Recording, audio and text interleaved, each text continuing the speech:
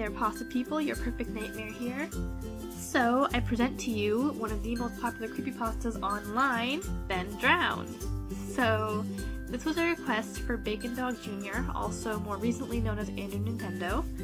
It's for his birthday. I'm sorry, it's late. Happy belated birthday anyways. I had to work on the last birthday video, which was also late. You get the idea. So what I'm doing with this one is, rather than recording it all in one hit, I'm going to be uploading weekly posts. So post 1 is this week, next week will be post 2, etc, etc. I'm going to try and have every post up by Wednesday of each week, but I can't guarantee I'll have it done by then, depending on my work schedule, how long it is, how much editing it takes, things like that. I'm working really hard on making my narration as close to the pasta as possible with music, sound effects, etc. So it might take a little extra time for some of the parts, depending. We'll have to wait and see. So sometimes it might be on Wednesday, sometimes it might be uploaded on the weekend. It really depends. These uploads will not affect my Friday uploads. I will still have a video up every Friday.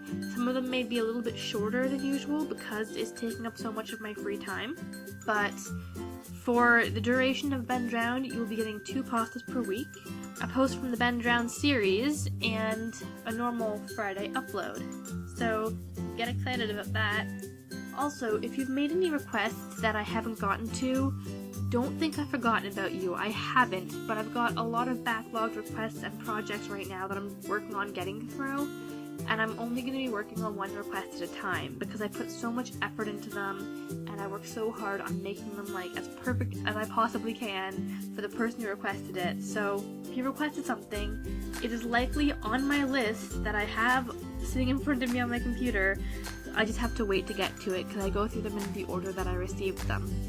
So again, didn't forget about you, it just might take some time. I am sorry for the wait, but I'm working on it. Anyways, I hope you guys had and have a fantastic week. I hope you enjoy both pastas today, and until next week, I'll see you in your nightmares.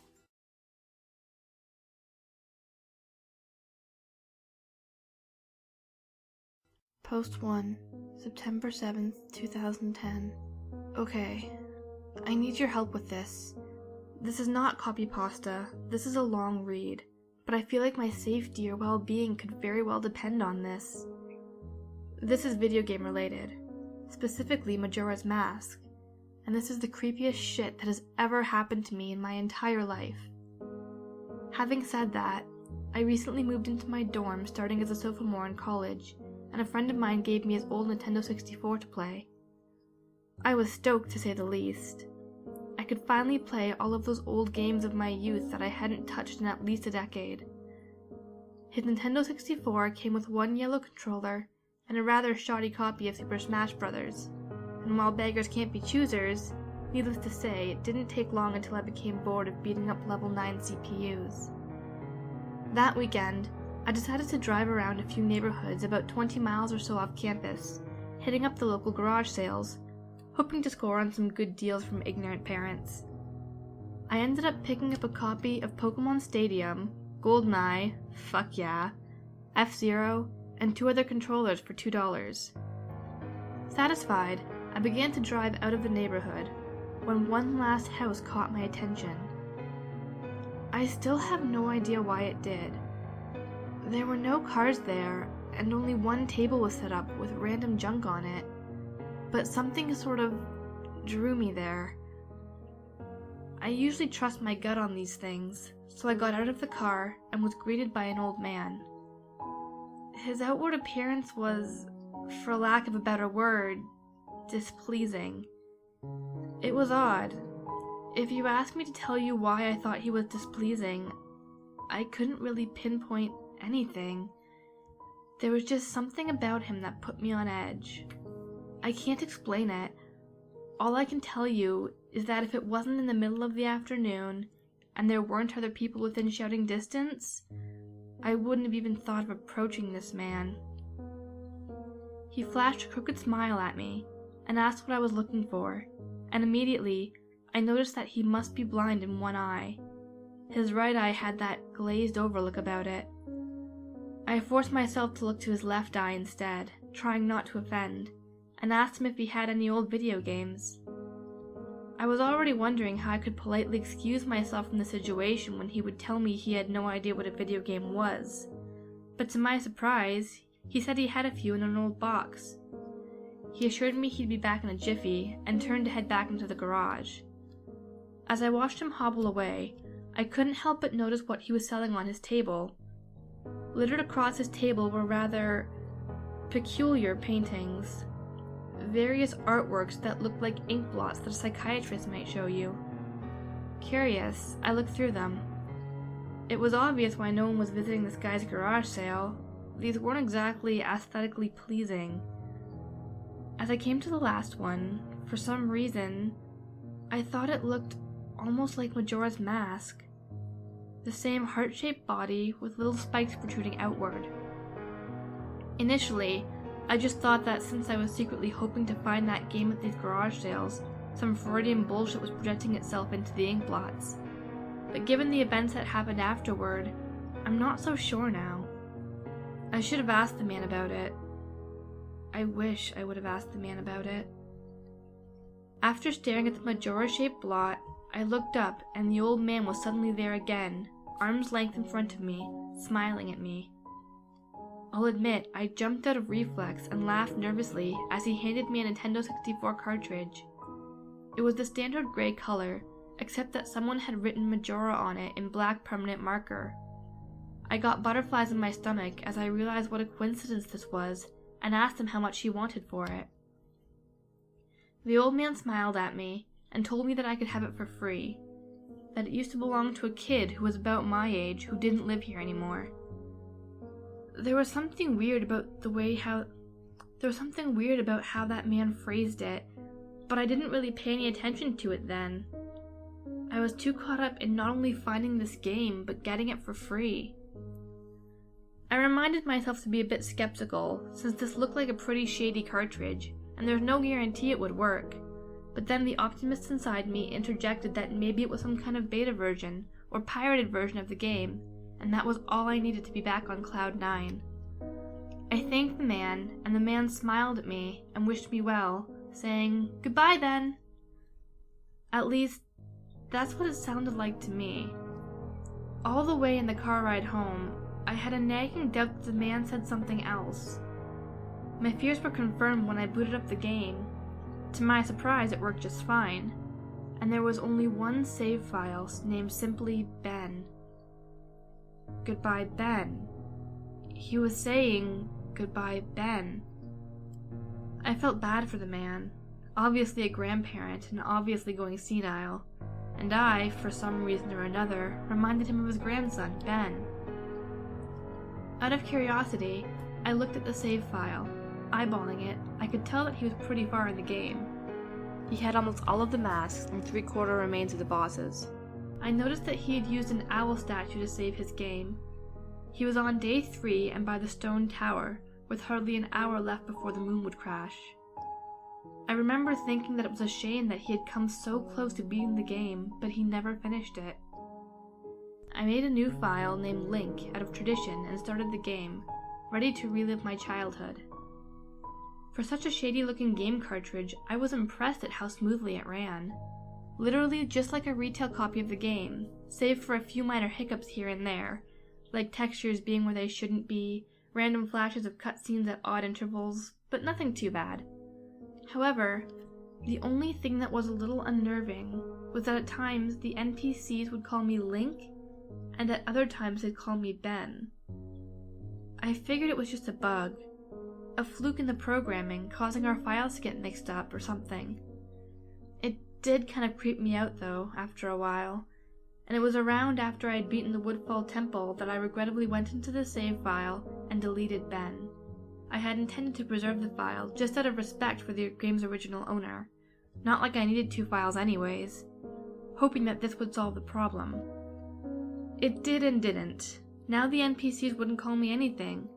Where my name should be in the dialogue, there was just a blank space. My save file name was still called Link though. Frustrated, and with homework to do, I put the game down for a day. I started playing the game again last night, getting the Lens of Truth and working my way towards completing the Snowhead Temple. Now, some of you more hardcore Majora's Mask players know about the 4th day glitch.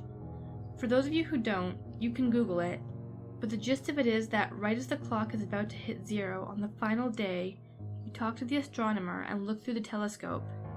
If you time it right, the countdown disappears, and you essentially have another day to finish whatever you were doing. Deciding to do the glitch, and to try and finish the Snowhead Temple, I happened to get it right on the first try, and the counter at the bottom disappeared. However, when I pressed B to exit the telescope, instead of being greeted by the astronomer, I found myself in the Majora boss fight room at the end of the game, the trippy box-in arena, staring at Skull Kid hovering above me. There was no sound, just him floating in the air above me, and the background music, which was regular for the area, but still creepy. Immediately, my palms began to sweat. This was definitely not normal. Skull Kid never appeared here. I tried moving around the area, and no matter where I went, Skull Kid would always be facing me, looking at me, not saying anything. Nothing would happen though, and this kept up for around 60 seconds. I thought the game had bugged or something, but I was beginning to doubt that very much. I was about to reach for the reset button when text appeared on my screen. You're not sure why, but you apparently had a reservation. I instantly recognized that text. You get that message when you get the room key from Anju at the Stockpot Inn. But why was it playing here? I refused to entertain the notion that it was almost as if the game was trying to communicate with me. I started to navigate the room again, testing to see if it was some sort of trigger that enabled me to interact with something there.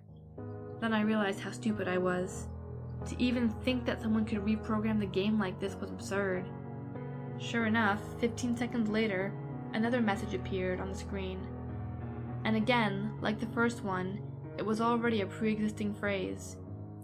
Go to the lair of the temple's boss? Yes, no. I paused for a second, contemplating what I should press and how the game would react.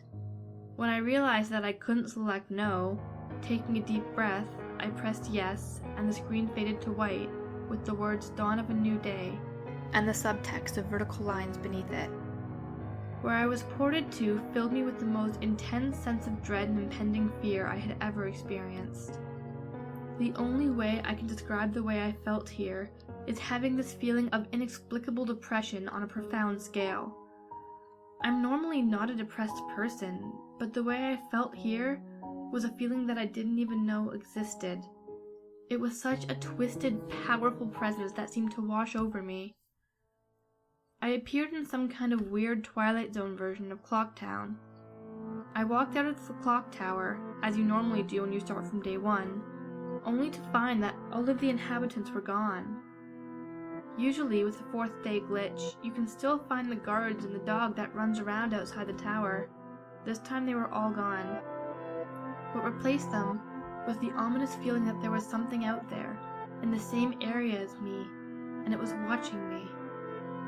I had 4 hearts to my name and the hero's bow, but at this point I wasn't even considering my avatar.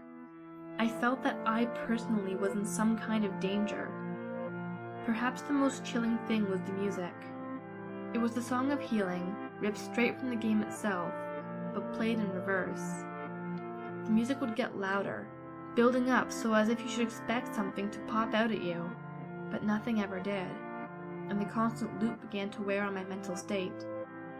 Every now and then, I would hear the faint laugh of the happy masked salesman in the background. Just quiet enough so that I wasn't sure if I was hearing things, but just loud enough to keep me determined to find him. I looked in all 4 zones of Clocktown, only to find nothing. No one. Textures were missing, West Clocktown had me walking on air. The entire arena felt broken. Hopelessly broken. As the reverse Song of Healing repeated for what must have been the 50th time, I just remember standing in the middle of South Clocktown, realizing that I had never felt so alone in a video game before. As I walked through the ghost town, I don't know whether it was the combination of the out-of-place textures and the atmosphere and the haunting melody of the once peaceful and soothing song being butchered and distorted, but I was literally on the verge of tears and I had no idea why. I hardly ever cry. Something had gripped me here, and this powerful sense of depression that was both foreign and crippling. I tried leaving Clocktown, but every time I attempted to zone out, the screen would fade to black and I would just zone into another part of Clocktown. I tried playing my ocarina. I wanted to escape and I did not want to be here, but every time I played the Song of Time or Song of Soaring, it would only say, "Your notes echo far," but nothing happened. By this point, it was obvious the game did not want me to leave, but I had no idea why it was keeping me here. I didn't want to go inside the buildings. I felt that I would be too vulnerable there to whatever I was terrified of. I don't know why, but I came up with the idea that maybe if I drowned myself at the laundry pool, I could spawn somewhere else and leave this place. As I zoned in and ran towards the pool, that's when it happened. Link grabbed his head, and the screen flashed for a brief moment of the happy masked salesman smiling at me. Not Link, me, with Skull Kid screaming playing in the background. And when the screen returned, I was staring at the Link statue from playing the song Elegy of Emptiness. I screamed as the thing just stared back at me with that haunting facial expression. I turned around and ran out, back into South Clocktown, and to my horror, the fucking statue followed me. The only way I can compare this is to the Weeping Angels from Doctor Who. Every so often, at random intervals, the animation would play of the statue appearing behind me. It was like the thing was chasing me, or I don't even want to fucking say it. Haunting me. By this point, I was on the verge of hysterics, but not even once did the thought of turning off the console occur to me. I don't know why. I was so wrapped up in it. The terror felt all so real. I tried to shake the statue, but it would literally appear right behind me every single time. Link started to begin to make weird animations I'd never seen him do before. He would flail his arms around or spasm randomly, and the screen would cut to the happy masked salesman smiling again for a brief moment before I was face to face with that fucking statue again. I ended up running into the Swordmaster's dojo and ran to the back. I don't know why, but in my panic, I just wanted some kind of assurance that I'm not alone here. To my dismay, I found no one, but as I turned to leave, the statue cornered me in the cubby in the back. I tried attacking the statue with my sword, but to no avail. Confused and backed into a corner, I just stared at the statue, waiting for it to kill me. Suddenly, the screen flashed again to the happy masked salesman, and Link turned to face my screen, standing upright, mirroring the statue, looking at me along with his copy, literally staring at me. Whatever was left of the fourth wall was completely shattered while I ran out of the dojo, terrified. Suddenly, the game warped me to an underground tunnel, and the reverse song of healing queued up again, as I was given a brief moment of rest before the statue started appearing behind me again, this time aggressively. I could only take a few steps before it would summon behind me again. I hurriedly made my way out of the tunnel and appeared in southern Clocktown. As I ran aimlessly in a sheer panic, suddenly a redhead screamed and the screen faded to black as Dawn of a New Day and vertical lines appeared again. The screen faded in, and I was standing at the top of the clock tower with Skull Kid hovering over me again, silent. I looked up and the moon was back, looming just meters above my head, but Skull Kid just stared at me hauntingly with that fucking mask. A new song was playing. The Stone Tower Temple theme played in reverse. In some sort of desperate attempt, I equipped my bow and fired off a shot at the Skull Kid, and it actually hit him, and he played the animation of him reeling back. I fired again, and on the third arrow, a text box appeared saying, "That won't do you any good." And I was picked up off the ground, levitated upwards on my back, and then Link screamed as he burst into flames, instantly killing him. I jumped when this happened. I had never seen this move used by anyone in the game, and Skull Kid himself didn't have any moves. As the death screen played, my lifeless body still burning, the Skull Kid laughed and the screen faded to black, only to have me reappear in the same place. I decided to charge him, but the same thing happened. Link's body was lifted off the ground by some unknown force, and he immediately burst into flames again, killing him. This time during the death screen, the faint sound of the reverse song of healing could be heard. On my third and final try, I noticed that there was no music playing this time, that all there was eerie silence. I remembered that in the original encounter with Skull Kid, you were supposed to use the ocarina to either travel back in time or summon the giants. I attempted to play the Song of Time,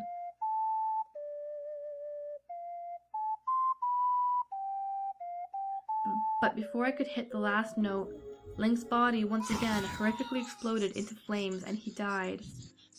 As the death screen neared its end, it began to chug, as if the cartridge was trying to process a lot of something. When the screen came to, it was the same scene as the first 3 times, except this time Link was lying on the ground, dead in a position I had never seen in the game before, his head tilted toward the camera, with the Skull Kid floating above him. I couldn't move. I couldn't press any buttons. All I could do is just stare at Link's body. After around 30 seconds, the game simply fades out with the message, "You've met a terrible fate, haven't you?" before kicking you out to the title screen. Upon getting back to the title screen and starting again, I noticed my save file was no longer there. Instead of Link, it was replaced with Your Turn. Your Turn had 3 hearts, 0 masks, and no items. I selected Your Turn, and immediately when I did, I was returned to the clock tower rooftop scene of my Link dead and the Skull Kid hovering over, with the Skull Kid's laugh looping again and again. I quickly hit the reset button, and when the game booted up, there was one more save file added below Your Turn entitled Ben. Ben's save file was right back where it was before I deleted it, at the Stone Tower Temple, with the moon almost crashing. I turned off the game at this point. I'm not superstitious, but this is way too fucked up even for me. I haven't played it at all today. Hell, I didn't even get any sleep last night. I kept hearing the reverse song of healing music in my head, and just remembering that sense of dread I felt exploring Clocktown. I drove back to the old man's house today to ask him some questions with a buddy of mine. No way was I going there alone, only to find that there's a for sale sign in the front yard, and when I rang the doorbell no one was home. So now I'm back here, writing down the rest of my thoughts and recording what happened. Sorry if some of this has grammatical errors and whatnot. I'm running on no sleep here. I'm terrified of this game, even more so now that I relived it a second time writing this all down. But I feel like there's still more to it than meets the eye, and that there's something calling me to investigate this further. I think Ben is something in this equation, but I don't know what, and if I could get a hold of the old man, then I'd be able to find some answers. I need another day or so to recuperate before tackling this game again. I feel like it's already taken a toll on my sanity, but next time I do this, I'm going to be recording my footage all the way through. The idea to record only came to me towards the end, so you can see the last few minutes of what I saw, including Skull Kid and the elegy statue, but it's on YouTube. I'm going to stay on this thread for a little while longer before I fall asleep to answer any questions you guys might have, or hopefully listen to your ideas or theories to help me shed some light into this, or maybe things I should try to do. I'm thinking I'm going to play Ben's file tomorrow to see what happens. Maybe I was supposed to do that all along. I don't believe in paranormal shit, but this is a little fucked up. But maybe this Ben guy is just a really good hacker and programmer. I don't want to think about the alternatives if he isn't. That's the end of the copy-paste. I'm hoping that maybe this is some kind of running gag the developers had, and that other people have gotten gag or hacked copies of the game like this. This just really scares me.